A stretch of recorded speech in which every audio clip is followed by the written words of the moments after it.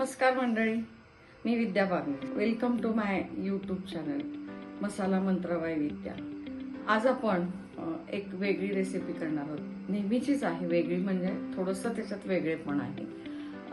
सध्या थंडी पडायला लागलेली आहे, त्यामुळे सगळीकडे पौष्टिक लाडू, काही पौष्टिक गोष्टी करायला सुरुवात झालेली आहे.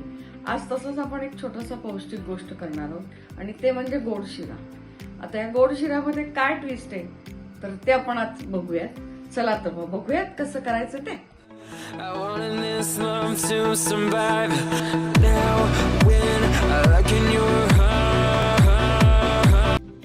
हा रवा, बारीक रवा, ही कणिक आहे. 2 ते 3 चमचे आपण त्याच्यामध्ये कणिक घालणार आहोत. ओके. हा गूळ आहे, जसं प्रमाण लागेल तसं मी सांगणारच आहे तुम्हाला. आणि थोडी साखर पण आहे. ओके. हे तूप आहे. ही केळी आहेत, 2 छोटी केळी काढलेली. केशरयुक्त दूध, अजून दूध लागणार आहे, ते एका कपात इथे काढलेलं आहे. ड्रायफ्रुट्स काढलेत, बेदाणे, काजू, ते सगळं.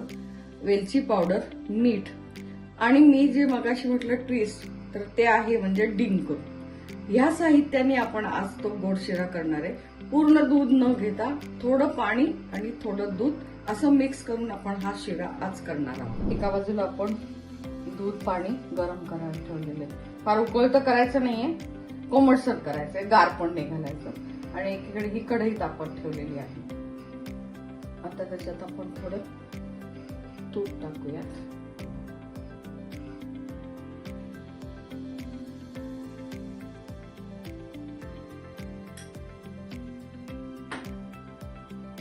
आणि त्याच्यामध्ये हा डिंक टाकून थोडासा तो छान फुलवून घेऊया.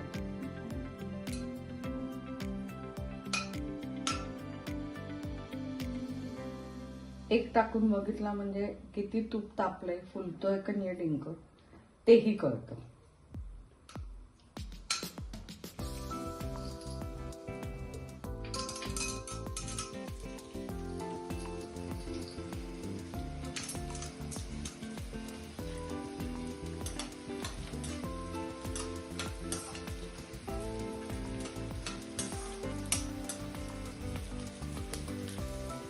डिंक मात्र छान फुलवून घ्यायचा हा, म्हणजे मग नंतर तो कुस्करला जातो, छान दाताखाली येत नाही.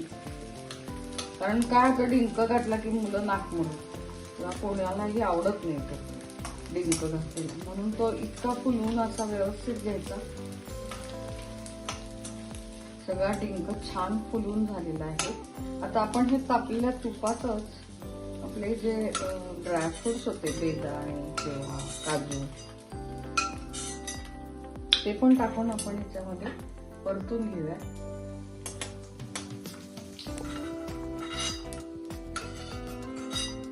आता आपण ह्याच्यातच थोडस केळं कुस्करून टाकणार. मस्त जरा थोडस ते फ्राय करून घ्यायचं आणि थोडं बाकीचं नंतर टाकायचं, म्हणजे ते जे आहे ना ते काळं पडत नाही. जस्ट एवढंच परतून घ्यायचं. आणि आपण ड्रायफ्रुट्स काढलेच त्याच्यातच काढूया ते, म्हणजे नंतर सगळं एकदमच टाकता येईल.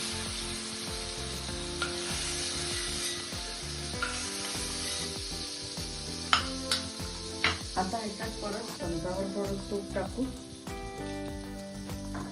आणि जी कणिक आहे ती थोडी टाकून घेऊ. एक साधारणतः 2 चमचे कणिक आपण घेतला.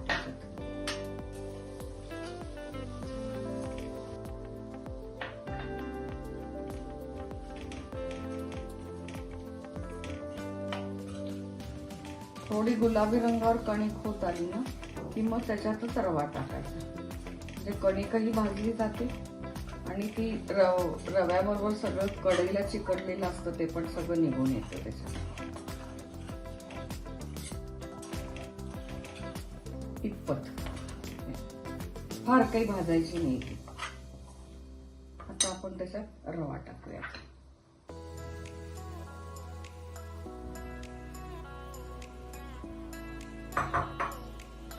ह्याच मापाने मी रवा घेतलेला आहे, 1/4 वाटी.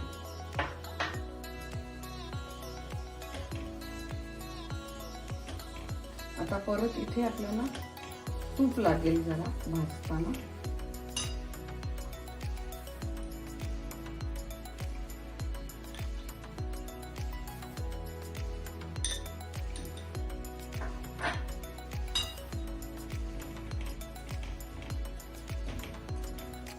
आता हा रवा मंद आचेवरती छान गुलाबी रंग, थोडा ब्राउनिश कलर, गुलाबी पण नाही, थोडा ब्राउनिश कलर होईपर्यंत परतून घ्यायचा आहे. तूप लागलं तर थोडं थोडं मध्ये घालायचं. हा असा इतपत ब्राऊन करायचा.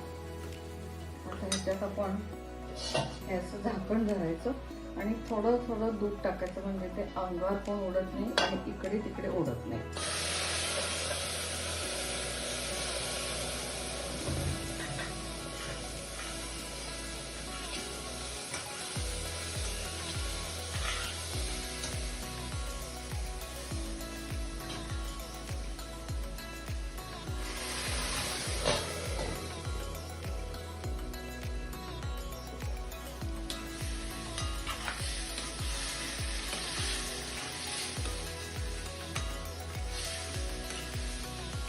वाटलं तर नंतर थोडं दूध घालता येतं, पण एकदम सगळं घातलं ना की खूप अंगावर उडतं आणि भाजतं.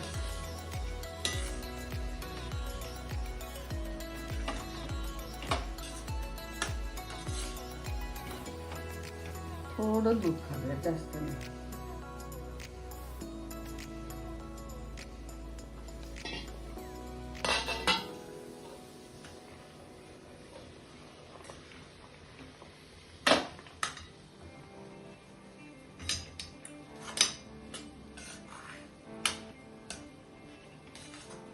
मस्त मऊ छान शिजलं.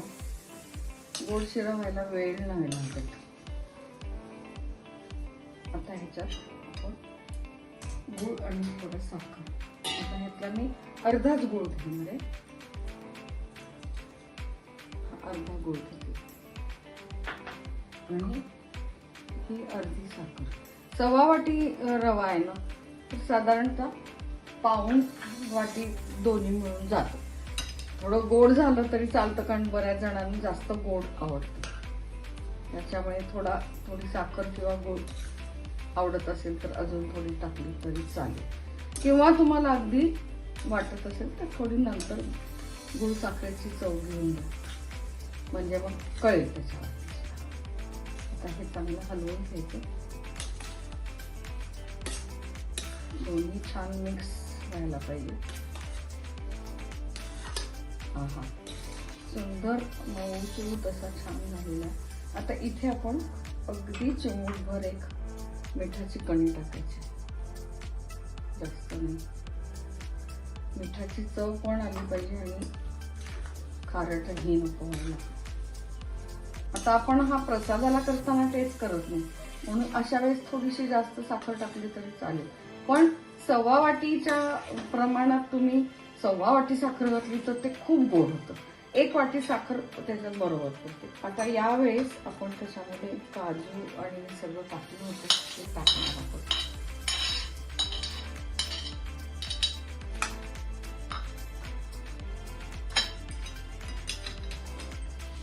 हा जो आपण मगाशी फोडलेला डिंक होता तो मी छानपैकी मिक्सरमधनं बारीक केलेला आहे. आता तो ह्याच्यात टाकायचा.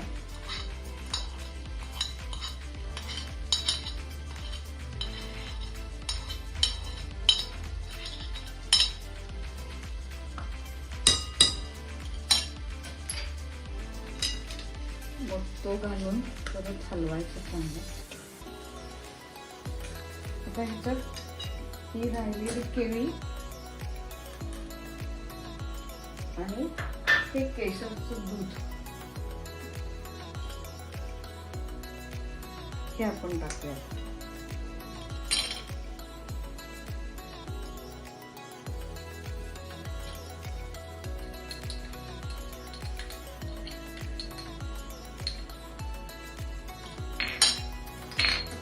आणि 1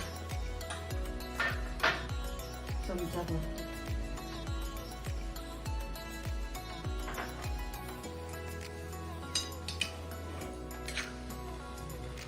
सुंदर रंग आलेला आहे.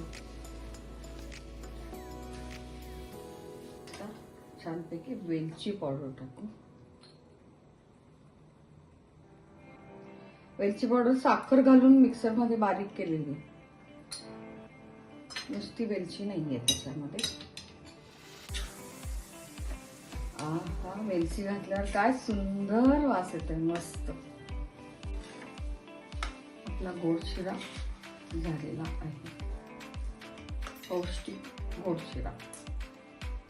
आपला गोड शिरा तयार झालेला आहे, पौष्टिक असा. डिंक, गूळ, कणिक, ड्रायफ्रुट्स, केळ सगळं व्यवस्थित त्याच्यात भरपूर प्रमाणात घातलेले, तूप आहे. त्यामुळे हा शिरा कोणालाही कुठल्याही व्यक्तीला चालण्यासारखा आहे. तुम्ही जरूर करा, बघा आणि मला रिप्लाय द्या. खाऊन बघा आणि सांगा मला नक्की कसा झालेला आहे ते. ओके, आजपर्यंत जर का माझ्या चॅनलला सबस्क्राईब केलं नसेल आणि लाईक आणि शेअर केलं नसेल तर जरूर करा. खूप खूप धन्यवाद.